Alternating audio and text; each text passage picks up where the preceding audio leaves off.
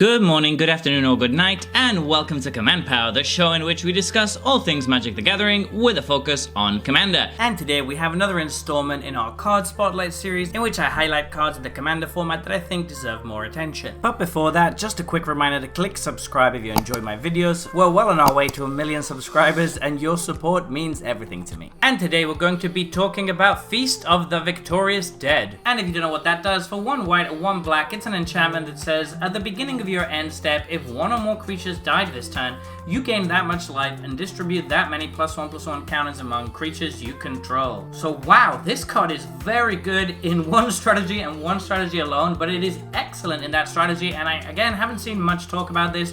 I think people haven't really been talking that much about cards from the Aftermath set because there's been so much negative press about it, and understandably so, seeing as the packs are really expensive and you only get 5 cards. However, there's a lot of gems in this set, and this certainly is one of them. This fits in Aristocrats, and basically that's it, but boy is it good in Aristocrats. So basically you're going to do regular Aristocrats things, sacrifice a bunch of stuff, get a bunch of death effects to trigger, including hopefully something like Grave Pact, which is great with this because it counts all creatures dying, not just your own. And then at the end of turn, you're going to gain a bunch of life and put a bunch of counters on your creatures, which means that your important creatures are suddenly going to be very big. This is going to work very well in any deck that is generating a bunch of tokens and wants to sacrifice them. And crucially, it is in the best 2 colors for Aristocrats, which are black and white. That's where most of these kind of effects find the best homes. You can even get a nice little bit of synergy from the life gain. If you're playing white, you might be interested in the life gain part of the card as well, which is nice because it pads your life total.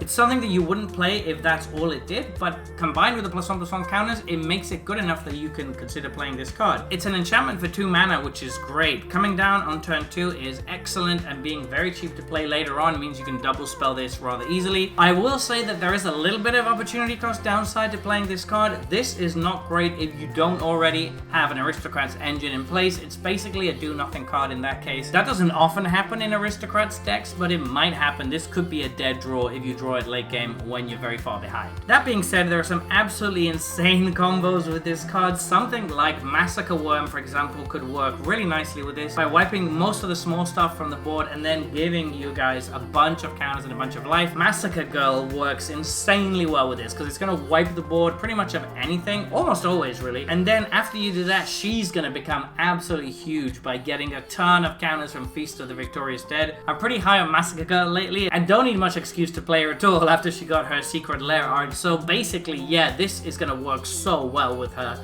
and give you so much value and such a huge creature on an empty board. It just is a nice little piece of the puzzle that's going to synergize very nicely with a lot of the stuff you're doing without being outright broken, which is nice. It's good that they made it only happen once per turn at the beginning of your end step, because if it was a triggered ability that happened every time a creature died, it could go infinite very easily, and there's already a bunch of ways for these kind of decks to do that, so I like that it's worded in a way where it can only really happen once per turn cycle. So there you have it. Those have been my thoughts on this new spoiler. What do you think about this card? Please let me know in the comment section below. I read all comments and respond to all of them too. And if you enjoyed this video, don't forget to click like or subscribe. It really helps the channel. And until next time, take care. Woo!